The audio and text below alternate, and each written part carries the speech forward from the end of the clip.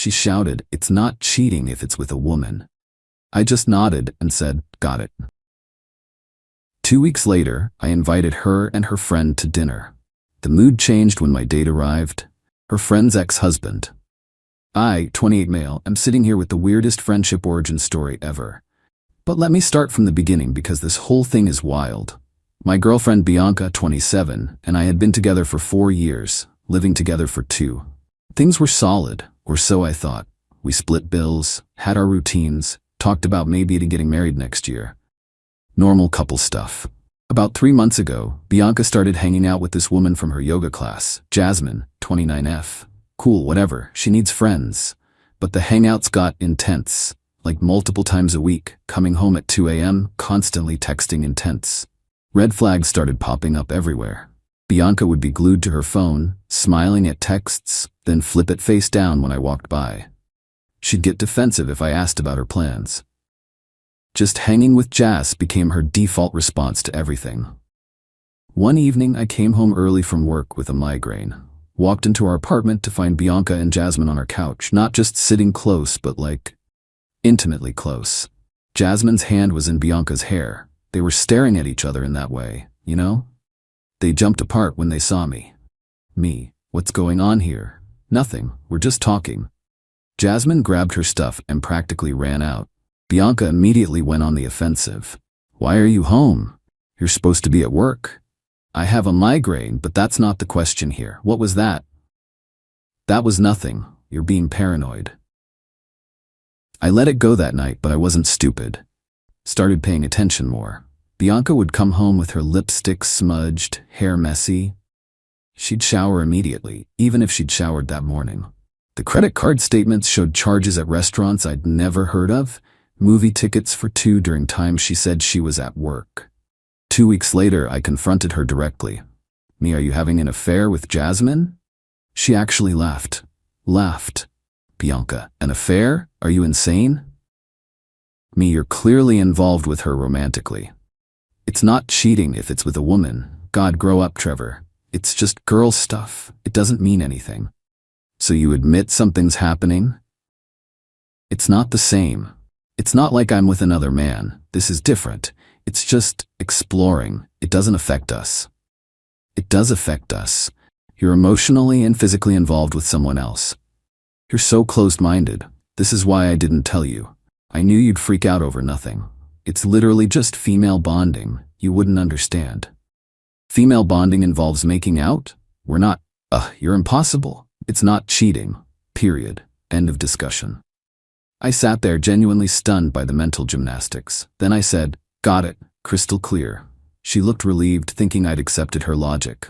Finally, see, was that so hard?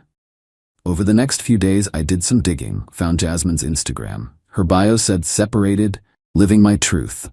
Interesting. Did more searching and found her ex-husband, Nolan.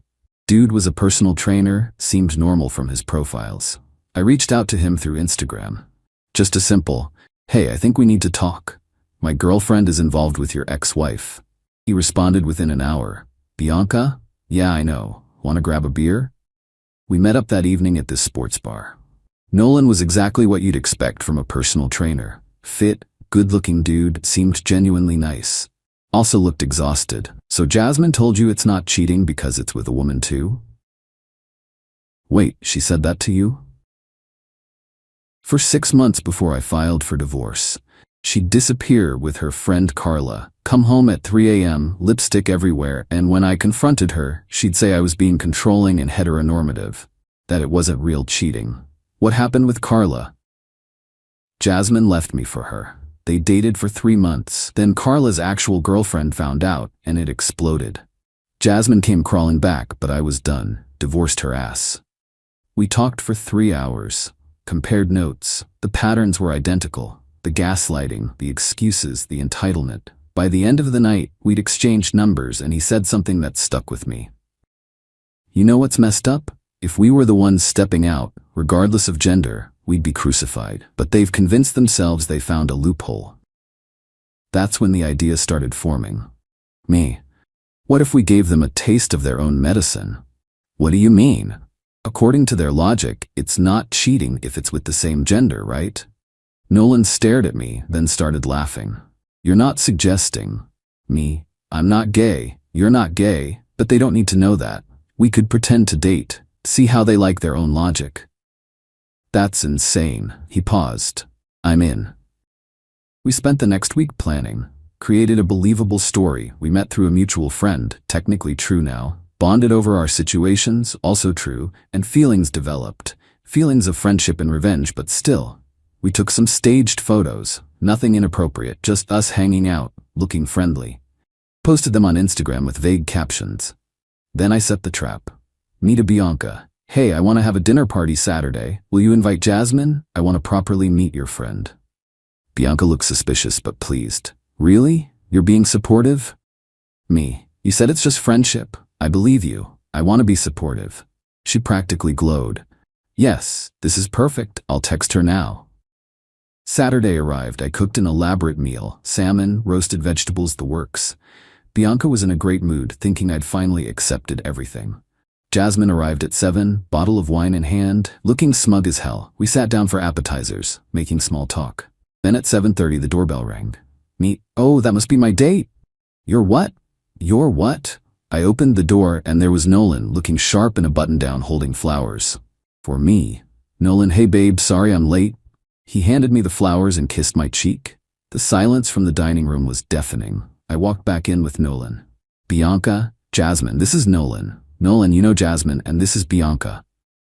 Jasmine went pale. What the hell is this? Nolan, hey Jas, didn't know you'd be here. Perfect delivery, Oscar-worthy. Bianca, this is Jasmine's ex-husband? Trevor, what's going on?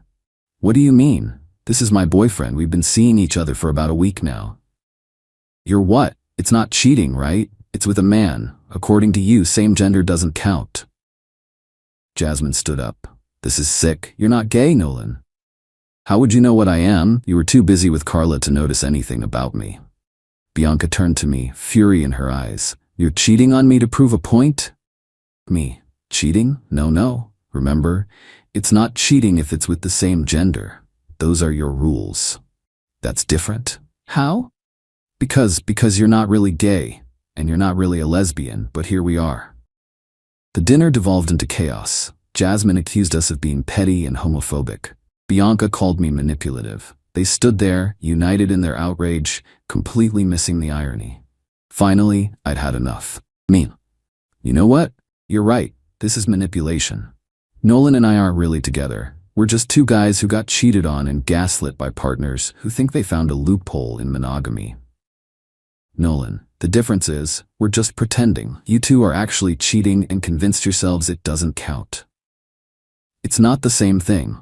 Me, you're right, it's not. Because we were honest about it being fake after an hour. You've been lying for months. I looked at Bianca. Pack your stuff. Get out. We're done. Update 1. The fallout was immediate and spectacular. Bianca didn't leave quietly. Oh no. She spent 3 days trying to convince me I was overreacting. The entitlement was off the charts. Day 1. She tried to flip the script, claiming I was the one who cheated by emotionally connecting with Nolan, even though I literally told her it was fake. Day 2. She cried, saying I humiliated her and that she was going to stay with Jasmine temporarily, but we could work through this. I laughed. Actually laughed. Day 3. She brought her sister Denise over for an intervention. Denise, Trevor, Bianca made a mistake, but you publicly embarrassed her. That's abuse. Me, she cheated on me for months and told me it didn't count. That's actual emotional abuse. It's different with women. It's not threatening to your masculinity. My masculinity isn't threatened. My relationship was.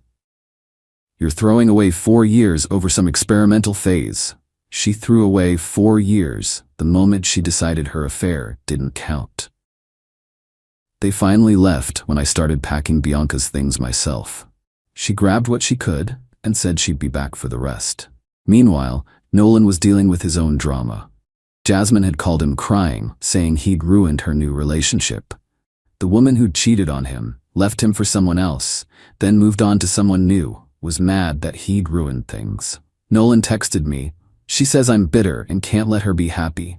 The cognitive dissonance is incredible. We started hanging out for real after that.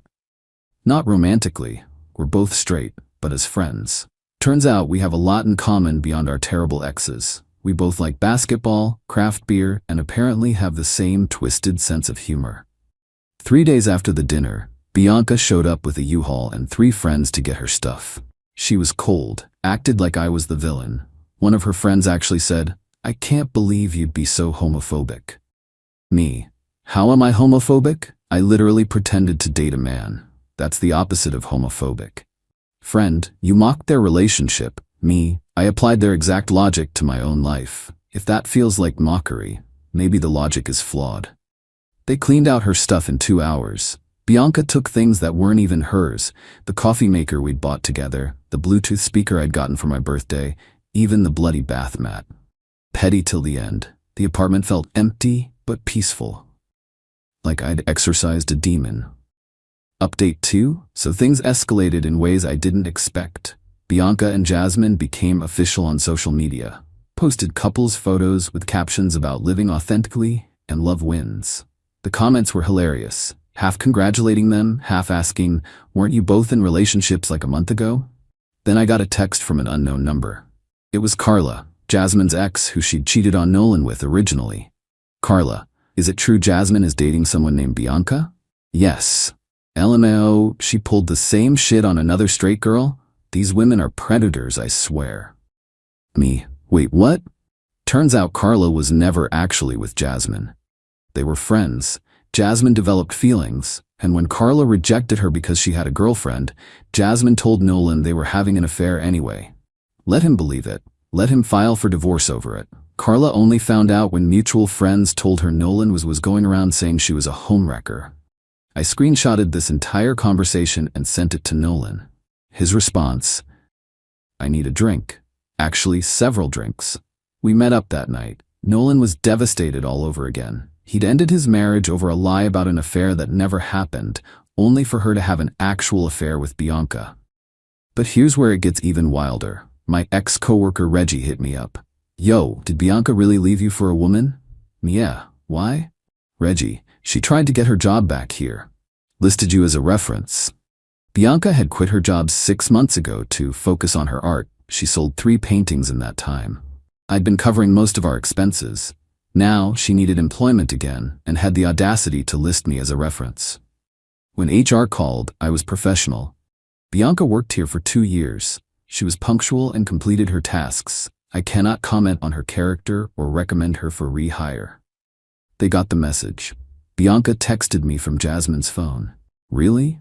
You're sabotaging my career now?" Me, I gave an honest reference. "Not my fault you quit your job assuming I'd support you forever." Bianca, "I left because the environment was toxic." "You left because you thought you could be an artist while I paid the bills. How's that working out?" She called me every name in the book. I blocked Jasmine's number too. Meanwhile, Nolan started going to therapy to process everything.